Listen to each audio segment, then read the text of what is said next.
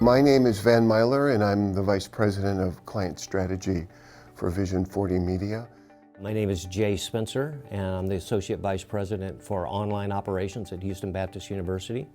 I've spent 2 to 3 decades in higher education, from enrollment management to academics in the Provost's office to teaching in a classroom and online. And we are committed to the success of our students and seeing them be able to achieve that which they've always wanted and be successful in doing so.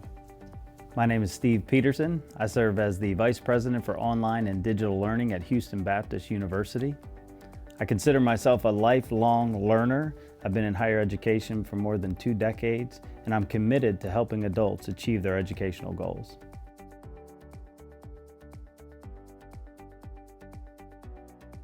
Well, I think years ago, and even still today, online, to which we're referring to it now and discussing it, is viewed simply as a modality. So I either go in the classroom or I take that class and I put it online, and you can take it anywhere in the world. And so now we're online. We were talking about that a little bit earlier. But the schools who do online well, or distance learning well, and how it looks in 2019, are those that look at that group or that cohort of students as a campus. It's an online campus, and so it's not only the instruction that happens in the courses or in the classes, but it's the academic advising that takes place, the career counseling and coaching that takes place, the support system in regards to tutoring and library helps. The average, if you took the average, it's a 34 to 35-year-old female.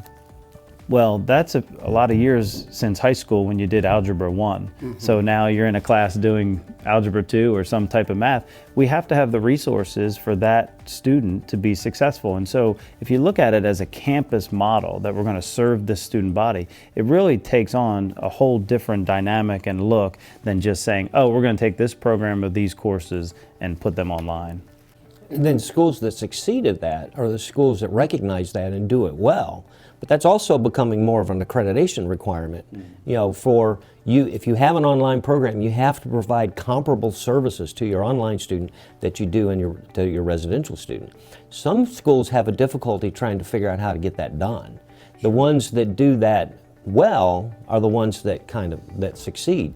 And I remember years ago in the whole School of Lifelong Learning thing, we started realizing that students were evaluating us by the service we provided them, just like they did the dry cleaner down the road.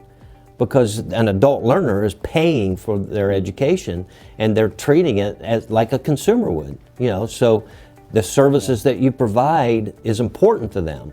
The response time, that you have, to a student's needs. You can't tolerate long hold times on the phone, 2 or 3 days to get an answer to your email. In a few days, that doesn't work.